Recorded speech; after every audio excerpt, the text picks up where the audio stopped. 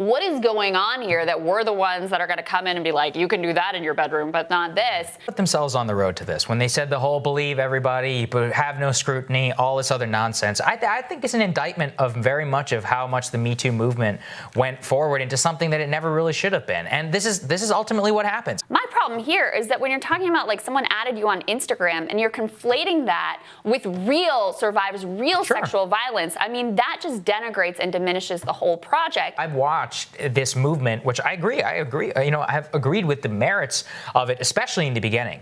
But in the way that it was taken forward is used as a political weapon in order to neutralize people who would challenge that power. I have to say that this is a logical outgrowth for so much of what happened during the Brett Kavanaugh hearings, of what happened before that, of the way the media normalized the I'm speaking out culture. These are journalism normalization standards that happened under Me Too. But look, and people like us fought against it for this exact reason. Some of the progressive groups that came out and were like, well, maybe we're going to rescind our endorsement or we're not going to the DSA unendorsed him. Sunrise Movement, the local Massachusetts chapter, and they used, again, this language of sexual violence. And you diminish that experience and the pain and trauma that is when you're elevating, like, he put me on his close friend's Instagram story to that level. I do think it also proves one of my central theses, which is that I think a lot of these groups will always be beholden to these identity politics and to these types of mores.